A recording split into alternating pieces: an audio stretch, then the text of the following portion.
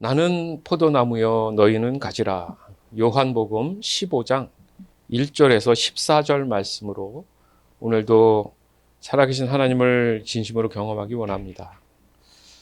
오늘 본문에서 보면 마치 예수님은 포도나무라고 하시고 아버지 되시는 하나님은 그 포도나무를 관리하시는 분, 그리고 믿는 자녀는 그 예수님의 가지라고 설명을 하십니다. 이것을 한마디로 얘기한다면 관계에 대한 말씀이구나. 관계. 그렇죠? 무언가 친밀한 관계 속에 있음을 알 수가 있습니다. 우리는 관계의 중요성에 대해서 늘 강조하죠. 그렇잖아요. 우리가 사람이 살아가는 데 있어서 관계가 중요하다. 또한 사람이 건강하다는 게 뭡니까? 에너지를 잘 공급받는다. 이런 의미도 있죠. 요즘 날씨가 막 2주 이상을 비가 오고, 그죠? 우중충하고, 낮에는 좀 더운, 온도가 좀 올라간 듯하고, 저녁에는 너무 춥고. 그래서 다들 웬만한 사람들은 다 감기가 있어요.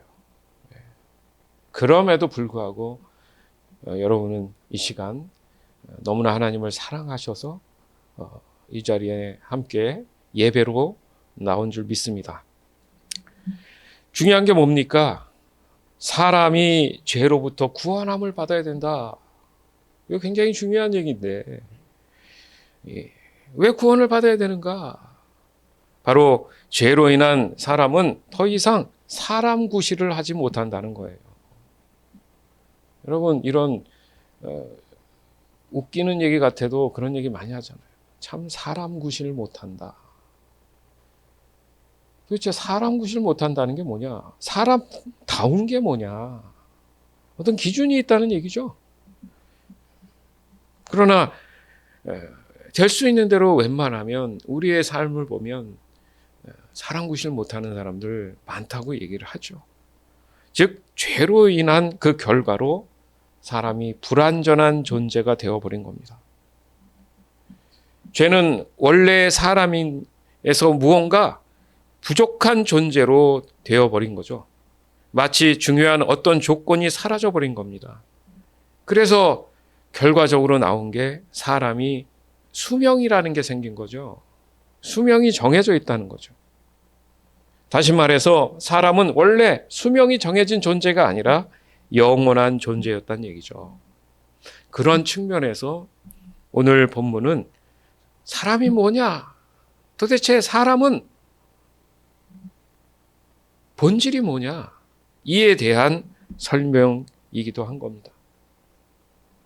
정신적으로, 육체적으로 고통스럽고 또한 질병과 갈등과 두려움, 부정적인 그 감정 등등 바로 이 불완전해진 사람에게서 나타나는 그런 현상들, 그것은 사람의 본질과 동떨어져 있다는 얘기입니다. 그러나 근본적인 해결에는 도달하지 못하고 이렇게 역사는 흘러 오늘날 우리가 이렇게 살아 있는 현실에 오늘을 우리는 맞이하고 있는 거예요. 여러분 지금까지 얼마나 많은 노력으로 여러분에게 주어진 현실의 문제에 대해서 애쓰고 고민하고 노력하고 해결하고자 얼마나 몸부림치며 살아왔습니까? 그 누구 하나 그렇지 않다는 사람이 없죠. 그러나 이상하게도 참 만족이 안 돼요. 그리고 아침에 눈을 뜨면 또다시 하루의 일상을 반복해야 되는 현실을 맞이합니다. 그러나 오늘 본문에서 예수님은 그 해답을 명확하게 설명하고 계신다는 거 여러분 알고 계시죠? 쉽게 말해서 사람이 완전한 삶으로 살아갈 수 있는 바로 원리의 말씀인 거예요. 어떻게 하면 사람답게 살까? 나는 포도나무여 너희는 가지라. 아니 목사님 이게 무슨 사람이 살아가는 원리입니까? 제 기억으로는 이 말씀을 주기적으로 저는 나누고 있어요. 1년에 한 번일 수 있고. 왜 그러냐 하면 이 진리는 모든 성경에서 사람의 본질에 대한 매우 기본적인 원리를 반복해서 강조하고 있기 때문입니다. 그러나 단순히 나는 포도나무여 너희는 가지라 해서 이 말씀을 완전히 이해하고 그런 삶을 살아가고 있는가? 이게 오늘의 질문이에요. 많이 들었죠. 나는 포도나무, 예수님 포도나무고 내가 가지라며요. 근데 이 말의 의미, 진정한 의미가 무엇인지를 알고 있냐 이거죠. 우리가 성경 말씀을 접하면서도 우리의 일상을 보면 그 말씀대로 살지 않는 모순된 내 자신을 발견하게 됩니다. 그러나 그 모순된 삶에 대해서 어느 순간부터는 이건 아니지. 하나님께 죄송하다. 부끄럽다. 후회스럽다. 미안하다. 마음이 아프다. 창피하다.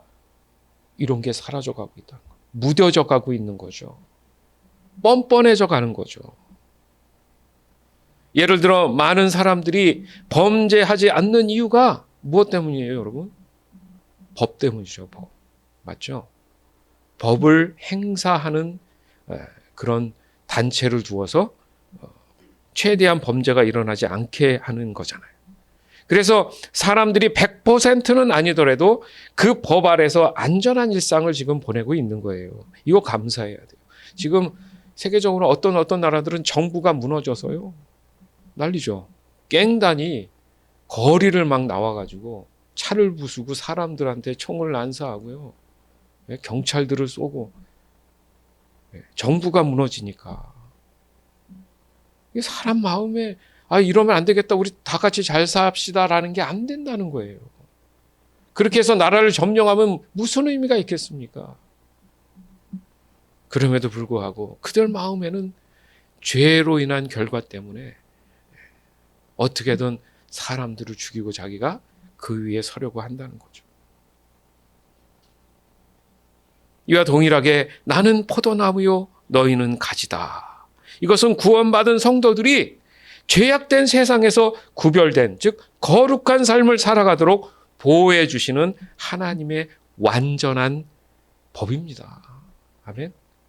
그러니까 보통 말씀이 아닌 거예요, 이게. 여러분. 그냥 그 말씀 아니요. 이 법전을 잘 이해를 해야 내가 그 법을 지킴으로 인해서 자유함을 갖는 거예요. 그래서 진리가 너희를 자유케 하리라. 나는 포도나무고 너희는 가지다. 진리잖아요. 이 진리가 나를 자유케 한다는 거예요. 어떻게 해요? 알아야죠, 그러니까. 법은 지키는 거죠. 참고사항이 아니에요. 그래서 법을 지키지 않으면 그에 따르는 뭐가 있죠? 처벌이 있는 거예요. 이 또한 동일합니다. 나는 포도나무요 너희는 가지다. 이 진리의 법을 지키지 않으면 그에 대한 처벌이 존재합니다. 불법을 자행하면 처벌이 있는 건 당연한 거예요. 요한복음 15장 1절에서 8절. 나는 참 포도나무요 내 아버지는 정원사이시다. 내 안에서 열매 맺지 못하는 가지마다 아버지께서 잘라내시고 열매 맺는 가지는 더 많은 열매를 맺게 하려고 깨끗하게 다듬으신다.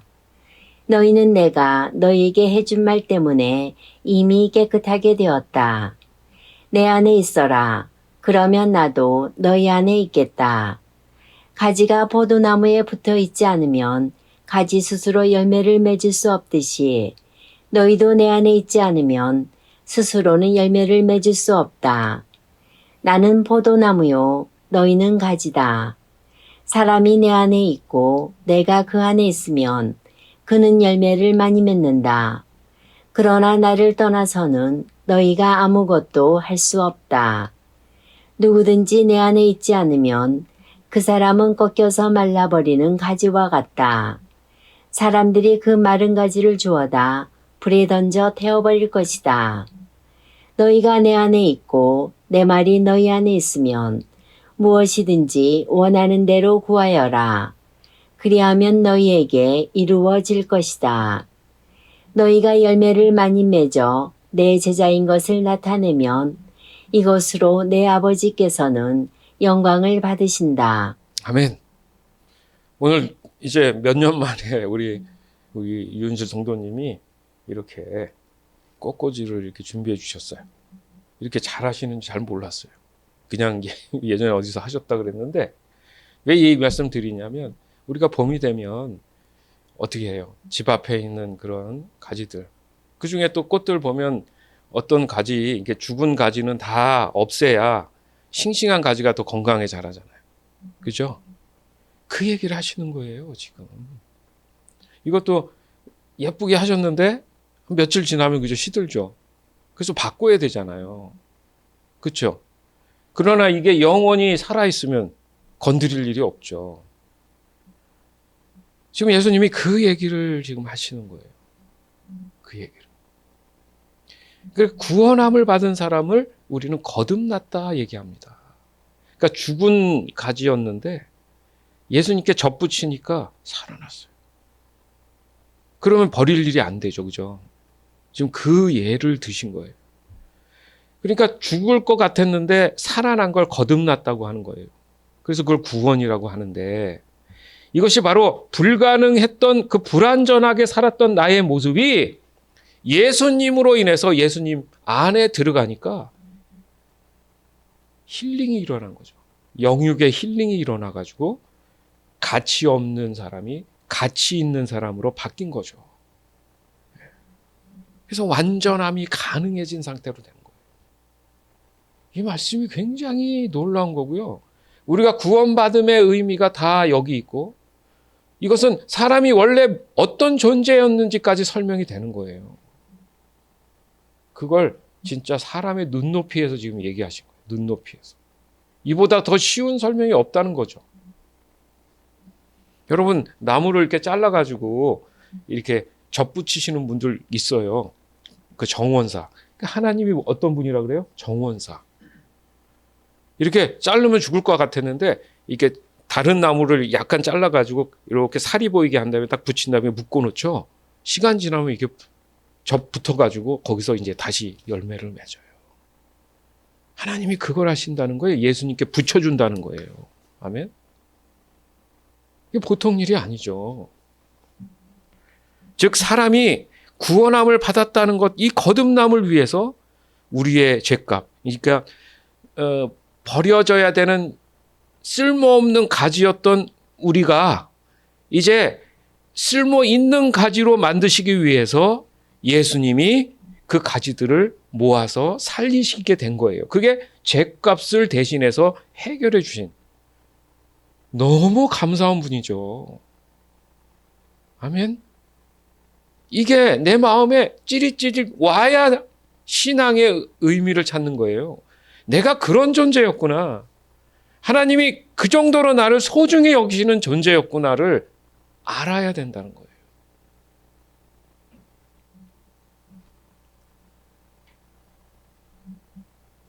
즉 예수님이 그 사람 안에 계심으로 인해서 완전한 사람의 본질을 회복할 수 있게 되었다는 얘기란 말이죠. 하나님은 이 모든 것을 창조하신 분입니다. 그렇죠? 그래서 모든 만물을 지금도 주관하시는 분이에요. 그래서 포도원의 정원사라고 하시는 거예요. 정원사는 전문가입니다. 저희가 못하는 거 전화해서 좀 와서 그 조경 좀 해달라고 하잖아요. 그 양반들은 금방금방 하는데도 너무 잘해. 그죠? 우린 시간도 많이 걸리고 위험해서 또 하는 방법도 모르고 도구도 없는데 그들은 너무 잘해요. 깔끔하게. 하나님은 그런 분이라는 거예요. 우리를 잘 다듬어 주실 수 있는 분이라는 거예요. 그래서 그분께 의탁하고 맡겨야 되는 거잖아요. 나는 할 수 없으니까.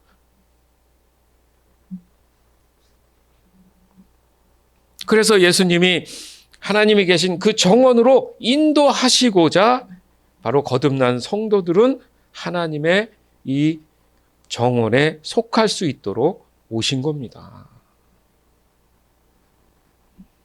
더욱이 다시는 죄로 인한 이 저주에 돌아가지 않는 그런 사람이 되도록 예수님이 늘 함께 하시겠다는 얘기예요. 예전에는 함께 하지 않았는데 이제는 내가 너를 지켜주마. 삶이 바뀐다는 얘기죠. 그래서 뭐래요? 2절에 내 안에서 열매를 맺지 못하는 가지마다 아버지께서 잘라내시고 열매 맺는 가지는 더 많은 열매를 맺게 하려고 깨끗하게 뭐 하신다고요? 다듬으신다. 성격도 유난하고 안 믿을 것 같은 사람 막 아무리 세상의 법으로도 봐도 도저히 저 사람은 구제불능인 그런 사람인데 예수 믿고 구원받고 예수님을 받아들이고 거듭난 자신을 발견하니까 하나님이 다듬어 주시기 시작합니다. 언제 그런 사람인지 모를 정도로.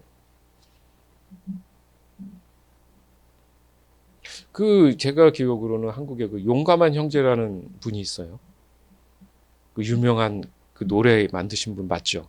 제가 알기로는. 근데 그분이 조폭 출신이에요. 문신이 막 이러고 얼굴 생긴 것도 그러잖아. 근데 그분이 교회를 다니는지는 잘 모르겠어요. 지금 막 생각이 났는데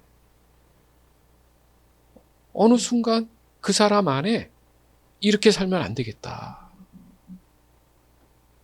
해가지고 그런 노래들도 만들면서 자기가 벌어들인 수입의 많은 부분을 어렵고 힘든 사람을 돕는 일, 뭐 이런 걸로 바뀐 거예요. 그러니까 나와서 예전에 보니면 그렇게 딱 인상만 봐도 별론데, 말하는 거나 행동하는 게 영 다른 거야. 그러니까 예를 들자면 사람이 그렇게 다듬어지는 거예요. 하나님이 못하실 게 없는 거죠. 그러니까 사람이 사람을 판단하면 절대 안 됩니다. 그 사람이 어떻게 다듬어질지 몰라요. 명심하셔야 돼요. 그 누구도 내가 판단하면 안 돼요. 아멘? 절대 안 돼요. 절대. 하나님이 그 사람에게 복 안 줘요. 네가 뭔데 내 사랑하는 자를 함부로 감히 얘기하냐. 이거 자존심 상하지 않습니까? 어디 나가도 가족이 아무리 내가 가족이 못나도 어디 나가서 누가 욕하고 뭐 하면 가만히 있어요? 제가 어렸을 때 생각이 나네요. 저하고 형제가 딱 둘인데 동생인데 어린 때 초등학교 때인데 이렇게 학교에서 이제 집을 이렇게 가고 있었는데 동생이 저 멀리 있는 거예요. 이제 그날은 같이 못 가고 동생이 먼저 집을 간다고 갔는데 어떤 애들이 내 동생을 막 괴롭히고 있었어요. 진짜요. 눈에 순간 보이는 게 눈이 뒤집혀가지고 전 싸움도 못해요. 진짜로. 그냥 막 달려가가지고 무슨 생각, 조건 아무것도 없이 그냥 내 동생을 어떻게든 그 자리에서 모면하게 해야 된다는 생각밖에 없었나 봐. 어린 나이. 막 정신없이 뭘 했는지 모르는데 애들이 도망갔어요. 저희 동생한테 물어보면 압니다. 난 힘이 세. 그게 아니라 나도 모르게 어느 순간 힘이 나가지고 정신 차리고 나니까 내가 어떻게 이렇게 했지 생각이 드는 거죠. 오늘날 지금까지 저는 제 동생하고 싸운 적이 없어요. 물론 지금 멀리 오랜 시간 떨어져 있지만 이게 자랑이 아니라 그렇더라고요. 부족하고 나약해도 보호는 누가 해줘야 돼요? 가족이 해줘야죠. 지금 예수님, 하나님은 그런 얘기 하시는 거예요. 나는 포도나고 너는 가지다. 네가 아무리 못나고 해도 내가 지켜줄게. 걱정하지 마. 그 사랑 때문에 지금 여기 오셨잖아요. 아멘? 네? 그 말씀을 지금 하기 때문에 이 말씀은 너무너무 우리에게는 마음에 뜨거운 그 은혜와 사랑이 느껴지는 말씀이 돼야 된다는 거죠. 그래서 이 부분이 오늘 저와 여러분에게 너무도 중요하게 다가와야 됩니다. 사실 오늘 이 시간까지 여러분 모두는 예수님 안에 분명히 거했고 예수님께서 예수님 안에 꼭 붙들려 있어서 내가 또 붙잡고 있어서 떨어지지 않기 위해서 여러분의 믿음을 지켜내는 일에 늘 믿음으로 순종해 왔다는 건 너무 잘 알아요. 그래서 저는 너무 잘하고 있다고 얘기합니다. 그냥 제 얘기가 아니라 이 말씀이 생각나요, 저는. 다행이다. 저는 다행이다. 왜? 말씀의 진리, 법이 여기 있는데 이걸 지키려고 하잖아요. 애쓰잖아. 너무 다행이다. 그러니까 점점 접붙으니까 어때요? 처음엔 고통스럽고 아프고 내가 잘 될까 했는데 거기에 점점 동화가 되고 그 나무화 되니까 어때요? 정상적인 에너지 공급을 받으니까 그렇죠? 포도나무에 포도 열매가 열리기 시작하는 거죠. 거기까지 시간이 필요한 거예요. 애통함이 있는 거예요. 성장통이 있는 거예요. 그러면 가지가 가지한테 너는 왜 그래? 너 그럴 수 있습니까? 그 시간만 다를 뿐이에요. 접붙여진 시간이 오늘 내가 좀 먼저 왔고 저 사람이 늦게 올 수도 있고 나보다 먼저 온 사람도 있는 거예요. 그럼 접붙여서 거기에 동화되는 시간이 다 각자 필요한 겁니다. 근데 자기가 와서 스스로 한 것처럼 자기가 예수님이 돼서 저 사람한테 뭐라 하면 안 된다는 거죠. 제 말이 틀립니까? 그렇지 않다는 거예요. 그게 교회 공동체의 장점입니다. 사도 바울도 그렇게 얘기하죠. 에베소서에. 이 말씀 진리가 바로 나는 포도나무요 너희는 가지다예요. 단순히 가지가 하나뿐입니까? 그 나무에 가지가 많죠.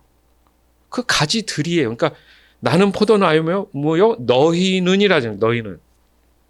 그죠? 복수잖아요. 너는이 아니라요. 너희는. 가지들인 거예요. 가지들. 예수님에게 붙어있는 가지들. 감히 예수님의 양들인데 그런 말씀인 거죠. 그 결과는 뭐 말할 것도 없죠. 지금 여러분의 신앙 고백 안에도 보면 지금 여러분 자신을 스스로 봐도 지난 과거와 비교가 되잖아요. 문제는 항상 믿음이 성장한 만큼 더 센 놈이 온다는 거예요. 미혹이. 여러분 이것도 잊지 마세요. 아이가 자라서 중학생, 고등학생, 대학생이 되면 그때그때 고민하는 게 커져요. 달라요. 차원이 달라져요. 차원이. 대학교 다닐 때까지는 그냥 학교만 다니는 게 세상 편해요. 안 그래요? 왜? 딱 정해져 있고 어디에 속해 있기 때문에 따로 걱정할 게 없는 거예요. 다른 사람도 얘기를 안 해. 근데 이제 딱 졸업하면 뚜껑 열리는 거지. 얼마나 어떻게 너가 준비했는지를 아는 거예요. 안 그래요? 그 전까지는 몰라요. 아무도. 그래서 제가 늘 얘기하잖아요. 대학 다닐 때는 반드시 나만의 아이템을 갖고 나와야 된다. 성적도 좋아야 되지만 대학만 나온다고 뭐가 되는 게 아니라는 거죠. 너무 잘 알잖아요, 여러분. 대학 안 나온 사람도 세상적으로 성공한 사람 부지기수입니다. 안 그래요? 그러니까 그게 중요한 게 아니에요. 내가 어디에 있던 간에 내가 지금 어떤 아이템을 가지고 살아갈지가 더 중요하죠. 이따 이제 후반부에 얘기하겠지만. 그러니까 중요한 거는 더 센 놈의 이 미혹이 온다는 거예요. 아니, 믿음과 신앙이 성장했는데 사단 마귀도 가만히 있겠습니까? 더 센 놈이 오죠. 그렇기 때문에 우리의 신앙생활은 교회 안에서만 이루어지는 게 아닙니다. 요기 안에서만 이루어지는 게 아니고요. 진짜 신앙생활은 우리의 일상에서 이루어지는 거예요. 아멘. 진짜 신앙생활은. 따라서 결국 그 센 놈의 그 미혹 또한 우리의 일상에서 늘 벌어지는 일을 얘기하는 겁니다. 그래서 은혜 받고 나갔는데 또 어떤 사람이 나를 힘들게 했어요. 또 뭐 해서 맨날 그 얘기 하잖아요. 교회 안에 있으면 다 은혜스럽죠. 그거예요, 그거. 그러니까 나가서 내가 믿음 생활하는 걸 준비하는 거지. 교회 안에 있으면 다 은혜스럽고 좋아요. 즉 예수님 안에 있으면서도 열매 맺지 못할 수 있구나. 역으로 얘기하면 그렇다니. 이것은 믿음에 대한 퇴보입니다. 퇴보. 이 사람은 거꾸로 가는 거예요. 거꾸로.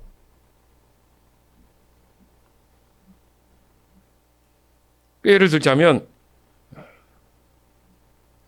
우리가 늘 얘기했던 원죄 해결로 인해서 예수님이 오셨잖아요. 나는 상관없이 죄를 갖고 태어났잖아요. 그렇죠? 그래서 예수님이 제2의 아담. 그래서 아담의 죄를 씻겨주셨어요. 그러면 출발점이 이제 뭐예요? 나와 하나님 관계에서 이제 출발이 시작되는 거예요. 그죠? 그래서 예수님이 오시기 전까지 내가 어떻게 신앙생활을 해야 되는지를 이제 성경을 말씀하시죠. 자, 그러면 이제부터 누가 책임져야 돼요? 내 신앙에 대한 부분은 이제 내가 나를 책임져야 되는 거죠. 구분되세요? 아담이 잘못한 죄를 해결해 주셨기 때문에 나는 영원히 이제 아무 문제 없이 아무렇게나 살아야 된다. 그래서 말이 헷갈렸던 거예요, 여러분. 근데 제가 성경을 연구해 보니까 구분이 돼요. 쉬워. 어느 정도로? 순교자의 정신으로 믿음을 지켜내야 돼요. 이제는 내가 나를 책임져야 되니까. 좀만 잘못돼도 내가 어떻게 될지 모르니까 믿음을 지키는 일에 대해서 이제 내가 말씀에 순종하면서 살아가야 된다는 얘기가 되는 거죠.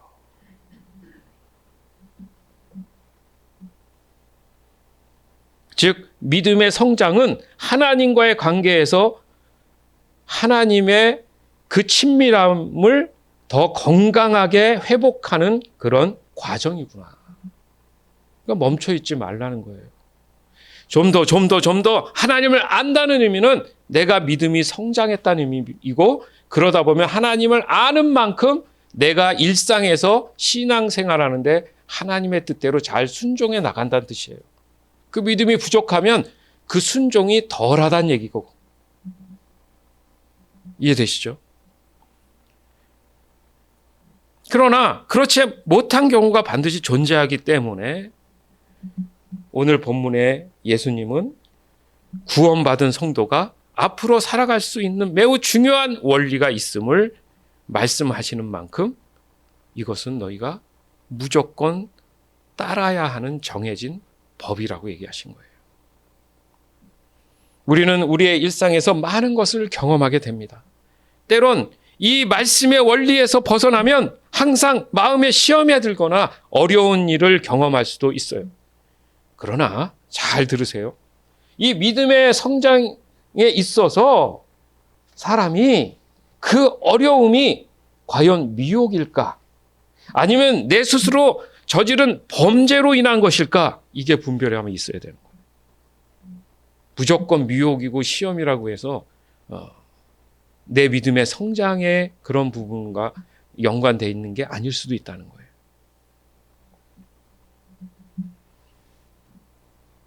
이게 구분이 분명히 되기 위해서 어떻게 해야 되느냐. 즉 믿음이 성장하기 위한 미혹이 있고, 믿음의 성장과 관계없이 나는 포도나무요 너희는 가지라 해서 벗어나 믿음의 열매를 맺지 못하는 경우도 있구나. 이게 확실히 구분돼야 된다는 사실을 명심해야 됩니다. 나는 하지도 않고 지키지도 않으면서 안 된다고 하면 안 되죠. 하나님이 무조건 시험하느냐? 그건 핑계입니다. 핑계. 그럼 한 가지 남은 게 뭐냐? 그러면 믿는 성도의 삶의 원리가 이렇게 작동될 수 있도록, 무슨 말입니까? 에너지가 어디서 오느냐는 거죠. 그걸 우리가 믿음의 성장이 일어날 수 있는 동기부여다라는 얘기를 합니다. 제가 왜 교회 가야 돼요? 제가 왜 하나님 믿어야 되는데요? 이 사람에겐 동기부여가 지금 없는 거예요. 동기부여가. 예수 믿으십시오. 지옥 갑니다. 당신이나 잘 믿으세요. 동기부여가 없잖아요. 지금. 너희는 나의 가지다. 그런 거 없죠. 동기부여가 없잖아요.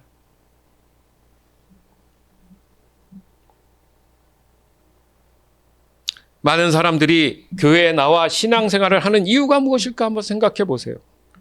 사람은 누구나 자신에게 동기부여가 일어나길 원합니다. 그래야 목적이 생기고 그 목적을 이루고자 소망으로 인해서 어떤 경우든 극복하려고 한단 말이에요. 안 그러면 무기력해지죠. 예를 들자면 내가 앞으로 무엇을 해야 하나, 이 생각이 조금 막연한 거예요. 무슨 말이냐면 여기에 동기부여가 안 되면 사람들은 자신이 어떤 미래를 준비하기 위한 그런 마음이 일어나지 않는다는 거죠. 그래서 더 좀 냉철한 얘기가 뭐냐면 거기에 한 단어만 넣으면 돼요. 내가 왜 앞으로 무엇을 해야 하나요? 내가 무엇을 앞으로 해야 되지? 이게 아니라 내가 왜 앞으로 무엇을 해야 하나? Why? 그러니까 자기 질문이 반드시 있어야 가능한 거예요. 남들이 이렇게 하니까 난 뭐라고 살지? 그게 아니라 저 사람과 상관없이 나는 왜 앞으로 무엇을 하면서 살아야 되지? 자기 질문이 있어야 돼요.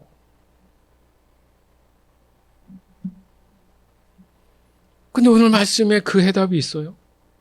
너희가 내 안에 있고 내 말이 너희 안에 있으면 무엇이든지 원하는 대로 구하라. 그리하면 너희가 이루리라. 아멘? 너희가 열매를 많이 맺어 내 제자인 줄 나타내면 이것이 내 아버지께 아버지께서 영광을 받느니라. 내가 구원받은 성도라면 당연히 예수님 안에 있고 거기서 끝나는 게 아니라 예수님의 말씀이 그 사람 안에 있기 때문에, 자 보세요. 예수님 그냥 내 안에 있으라는 얘기 하나 더 넣으셨죠. 뭐예요? 말씀. 내 말이 너희 안에 있어야 된다는 얘기죠. 그게 동기부여인 거예요.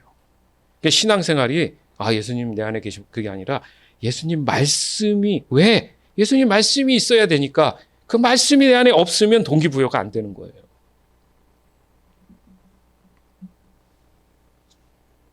그 사람 안에 있기 때문에 앞으로의 삶을 위한 질문을 하게 하시는 거예요, 말씀이. 그러니까 예수님의 말씀이 내 안에 있으면 내가 내 자신한테 질문하는 것 같은데 예수님이 그 질문하게 하시는 거예요. 동기부여를 자기 자신한테 하도록 해주시는 거라는 거죠. 그게 돕는 거예요. 그게 하나님 대화법이에요. 하나님 다 정해놓고 아시면서 질문하게 해요. 성경 여러분 잘 보면 알잖아요. 그리고 하나님이 기다렸다는 듯이 그래, 그 질문 내가 너한테 준 거야. 그래서 내가 설명한다 하잖아요. 항상. 그게 뭡니까? 기도죠. 하나님과 소통을 어떻게 할 거예요, 여러분? 여러분 고민이 있고 그러면은 혼자 고민하는 것보다 누군가하고 얘기도 하고 대화도 하고 전문가 찾아가죠. 즉 기도하게 하실 때 내가 반응하고 기도하게 된다는 거죠. 당연히 성령님이 기도하도록 거룩한 부담을 늘 그 마음에 주시죠. 그랬을 때 내가 순종하는 게 중요하지 않습니까? 그래서 기도하게 기도가 있는 자리에 항상 나오십시오. 예수님도 두 사람이 모인 곳에 내가 함께한다. 항상 모이게 힘쓰라고 한 거예요.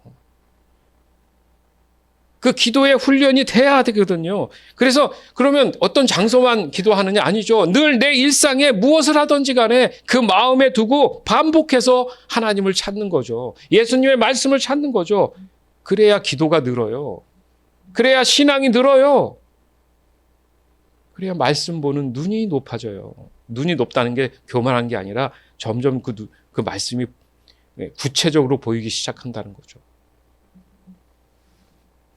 그러니까 여기서도 응답이 있는 기도의 원리, 다시 한번 말씀드리기 7절에 너희가 내 안에 있고 내 말이 너희 안에 있으면, 자, 예수님이 내 안에 있는지, 예수님 말씀이 내 안에 있는지 내가 어떻게 아냐고요. 이게 알아져야 내가 무엇을 구할지 아는 거죠. 준비하신 그 구함을 내 스스로 고백하게 하시고, 그래, 그래서 내가 너 그거 주려고 하는 거야. 그리하면 너희에게 이루시리라. 보세요. 무엇을 원하는 대로 구하라 했는데 그러면 너가 할 거야가 아니라 너희에게 이루시더라 이렇게 얘기하시잖아요. 하나님이 해주신다는 거죠. 예수님의 이름으로 해주신다는 거잖아요. 자, 그러면 내 삶의 키는 누가 갖고 계십니까? 예수님이 갖고 계신 거죠. 더 구체적으로 말씀, 예수님의 말씀이 내 삶의 열쇠인 거예요. 말씀을 안 보니 열쇠를 내가 사용할 줄 모르죠.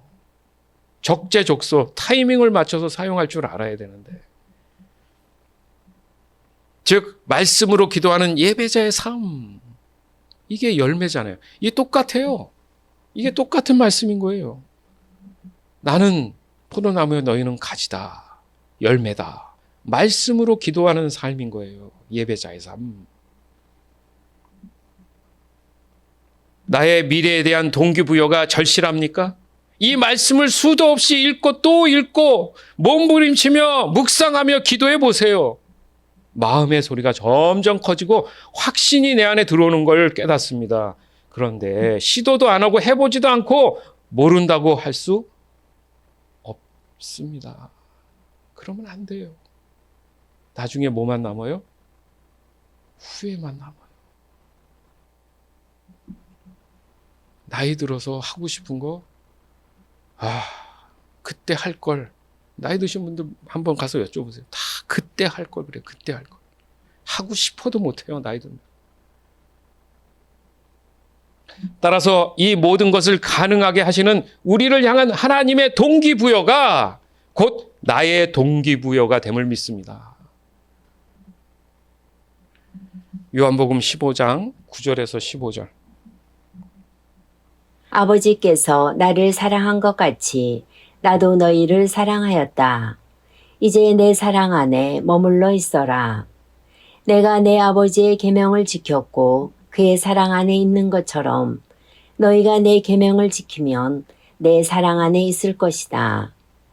내가 이것을 너희에게 말한 것은 나의 기쁨이 너희 안에 있어 너희 기쁨이 가득 넘치게 하려는 것이다. 내가 너희를 사랑한 것 같이 너희도 서로 사랑하라. 이것이 바로 내 계명이다.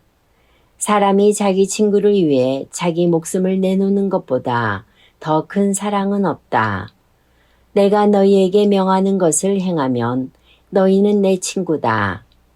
이제 내가 너희를 더 이상 종이라고 부르지 않겠다. 종은 주인이 하는 일을 알지 못한다. 방금 전에 나는 너희를 친구라고 불렀다. 왜냐하면 내가 아버지께 들은 것을 다 너희에게 알게 하였기 때문이다. 아멘. 예수님은 나와 친구 되셨는데 우리는 서로 친구 될 수 없을까? 자기 친구를 위해 목숨을 내놓는다? 이보다 더 큰 사랑은 없다. 왜 갑자기 나는 포도나무여 가진데 이 얘기를 하시는 걸까? 자, 예수님이 본격적으로 나는 포도나무여 너희는 가지라는 그 구체적인 그 진리에 대한 구체적인 것을 풀어주고 설명하시는 거예요. 얘들아 들어봐. 나는 포도나무고 너희는 가지야. 이게 무슨 말이냐면 사람이 내 안에 있고 내가 그 안에 있는 그 얘기고 그러면 열매를 맺는다고 내가 얘기했지. 그래서 나를 떠나면 아무것도 할 수 없다고 했는데 이게 무슨 말인지 설명해 줄게.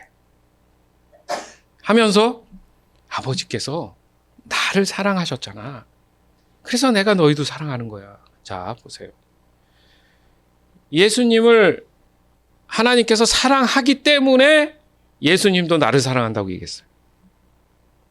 보세요. 내가 저 사람이 싫던 절던 상관이 없는 거야. 그 사람의 구원을 위해서 그 사람을 사랑으로 예수님께 보냈다면 하나님의 사랑 때문에 그 사람을 사랑해야 되는 거예요. 이해되시죠? 나는 미워. 죽었으면 좋겠어. 그런데 내가 예수 믿고 구원받았다는 얘기는 지금 예수님이 그 얘기를 풀어주시는 거예요. 하나님이 예수님 자신한테 나를 사랑하셨기 때문에 내가 너희를 사랑하는 거야. 나는 죄가 없고 너희를 위해 대신 내가 십자가에 오른다는 건 말도 안 되는 얘기였잖아. 너 기억나냐? 내가 분명히 십자가에 올라오기 전날 내가 하나님께 기도했어. 저 안 하면 안 돼요. 제가 왜 해야 돼요? 나는 아무 잘못이 없는데. 근데 뭐라 그래요? 오늘 말씀 빗대서 보면 그래, 아버지가 날 사랑하지. 어떤 뜻이 이유가 있을 거야. 나는 하기 싫은데 이유가 있으실 거야. 내 뜻대로 나의 원대로 마옵시고 아버지 뜻대로 그 사랑으로 제가 십자가에 오르겠습니다. 그래서 십자가의 사랑인 거예요. 웃기는 게 여기 말씀해 보면 왜? 형제에 대한 얘기를 한 거죠. 친구, 형제.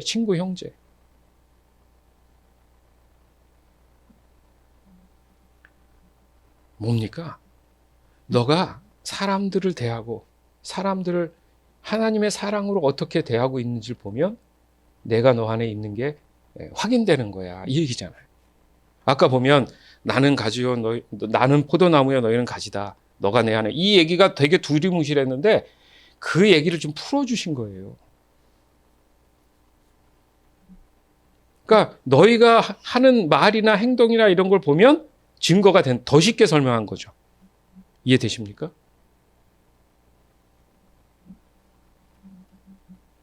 그래서 아버지께서 나를 사랑하신 것 같이 나도 너희를 사랑한다. 이제 내 사랑 안에 거하라. 이제 내 사랑 안에 거하라는 내 사랑이 그러면 근본적으로 본질적으로 무슨 사랑이에요? 하나님 사랑이죠. 맞죠?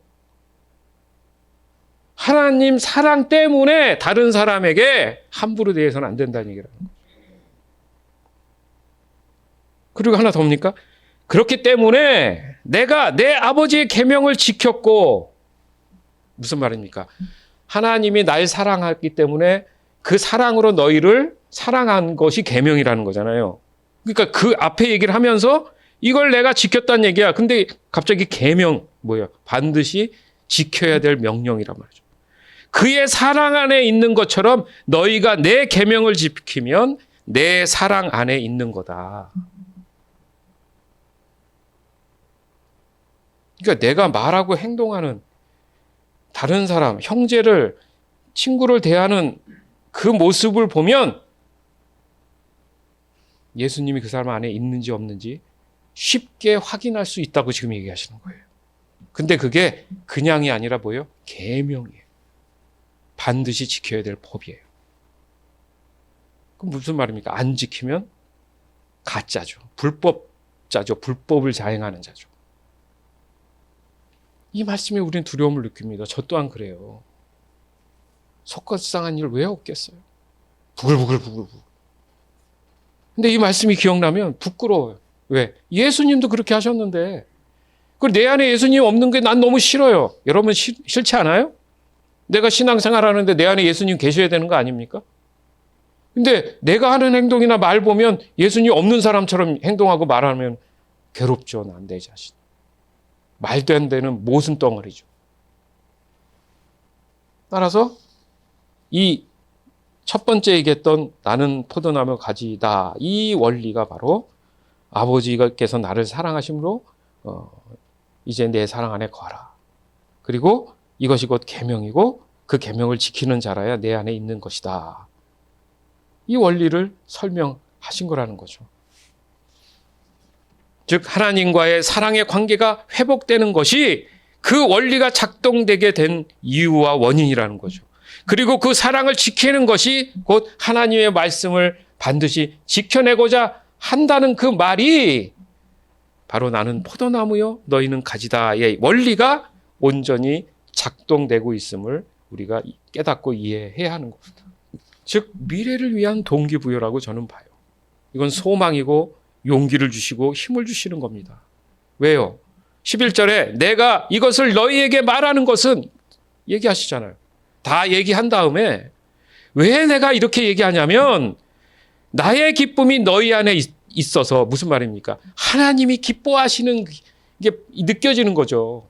아까도 보면 내 사랑 안에 하나님의 사랑이 그렇게 있음을 보고 너희들이 하는 행동이 똑같이 예수님처럼 하니까 하나님이 속에서 하하하 기쁘시는 게 느껴지는 거예요. 그 기쁨이 너희 안에 있어서 너희 기쁨이 가득 찼다, 가득 찼다, 가득 찼다. 이게 성령 충만이에요, 저는. 따라서 나는 포도나무여 너희는 가지라의 핵심 계명은, 즉 하나님의 법은 내가 너희를 사랑한 것 같이 너희도 서로 사랑해라. 예수님도 따라서 12절 이하로 얘기하신 거예요. 그렇기 때문에 내가 너를 사랑한 것 같이 너희도 서로 사랑해라. 이것이 바로 뭐라 그래요? 내 계명이다. 정리를 하시잖아요, 다시 한번. 그러니까 반드시 뭐 해야 된다? 지켜야 되는 거다. 그러면서 사람이 자기 친구를 위해 자기 목숨을 내놓는 것보다 더 큰 사랑이 어디 있겠느냐. 아니, 자기 친구를 위해서 목숨을 다하는 사람이 그 사람에 대해서 뭐라고 지적하고 정죄질 하겠습니까? 어떻게든 이해하고 기다려주고, 안 그래요? 위로해주고. 그러나 때로는 잘못이 있으면 야단도 쳐주지 사랑이죠. 그런데 그게 사랑이 전제돼야지.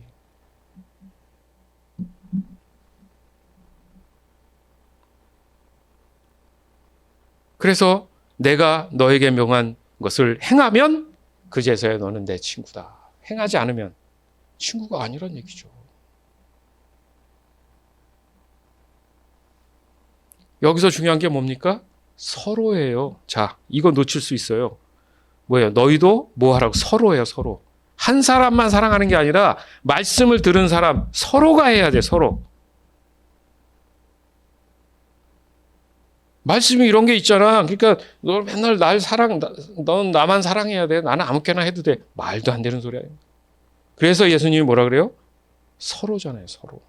이것도 싹 빼먹으면 안 돼요. 나를 정말 사랑해서 예수님의 그 사랑, 곧 하나님의 사랑으로 나한테 뭐라 하는 거야. 알겠어. 또 때로는 위로함을 받을 때 고맙네. 이런 게 있어야죠. 바로 저 말씀, 나는 포도나무여 너희는 사랑이라. 너무너무 따뜻한 말씀인 거예요.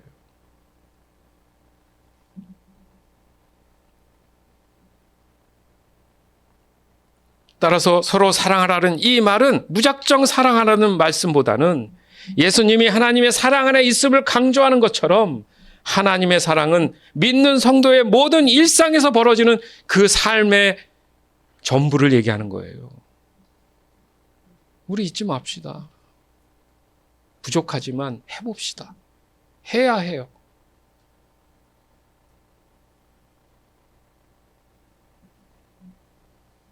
사랑하지 않으면 하나님이 제일 가슴 아파하고 속상해 하십니다.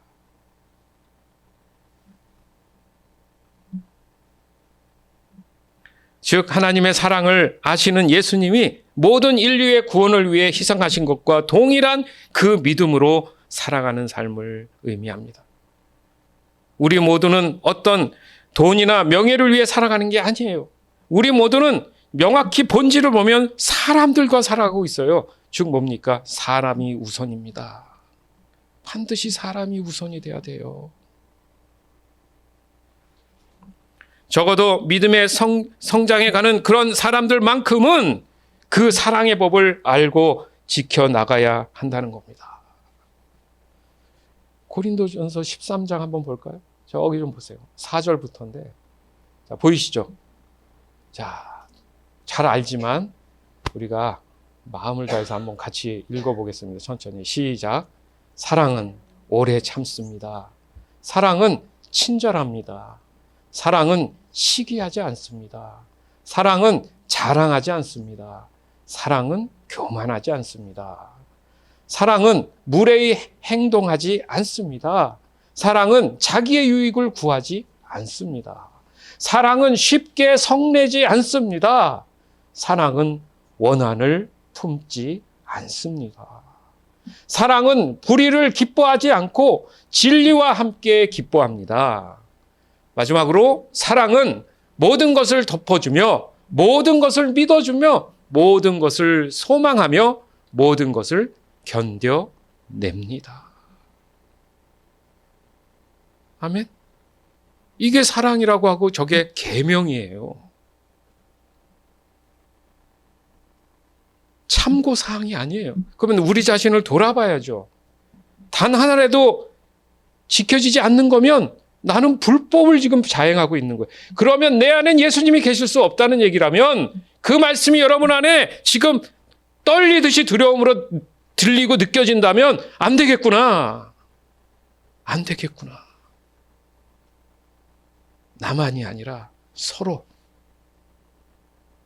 그렇게 해야겠구나. 아멘. 주 안에서 진심으로 사랑하는 여러분, 나는 포도나무여 너희는 가지다. 여기서 제가 준비한 게 있어요. 그래서 괄호 안에 자기 자신의 이름을 넣어서 큰 소리로 한번 해보겠습니다. 자기 자신의 이름을 넣어서 한번 해보겠습니다. 시작. 예수님은 포도나무요, 정의는 가지다. 아멘. 시작. 정의가 예수님 안에 있고 예수님 말이 정의 안에 있으면 무엇이든지 원하는 대로 구하라. 그리하면 정의에게 이루어질 것이다. 아멘. 시작. 예수님이 나를 다시 시작. 예수님이 정의를 사랑한 것 같이 정의도 서로 사랑하라. 이것이 바로 예수님의 계명이다.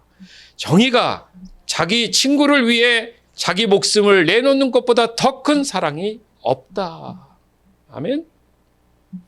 시작. 예수님이 이것을 정의에게 말한 것은 예수님의 기쁨이 정의 안에 있고 정의가 살아가는 모든 일상에서 기쁨이 가득 넘치게 하려는 것이다. 아멘. 자기 이름 넣으니까 굉장히 와닿죠? 무슨 말입니까? 예수님이 이렇게 이제 구원받았으면 그런 일상을 살아가야 된다고 얘기하는 거예요. 부끄럽죠? 저부터 창피해요. 그러면 안 돼요. 아멘? 오늘 이 시간 이후로 여러분 이렇게 실천해 나가길 원합니다. 더 중요한 게 뭡니까? 하나님의 사랑이 예수님을 통해 전이되고 그 사랑이 나에게 전이돼서 바로 그 사랑 안에 우리가 거하고 있음을 기억한다면 그 사랑 때문에 다른 사람을 사랑할 수 있구나. 그렇기 때문에 내 입에 함부로 사단마귀가 다른 사람을 향해 부정적인 얘기, 다른 것에 대해서 부정적인 것들, 지적하는 것들이 미혹이구나. 그럴 때마다 여러분 입을 한 대씩 치시길 바래요. 이건 불법이야. 근데 한 번도 두 번 안 되죠. 왜?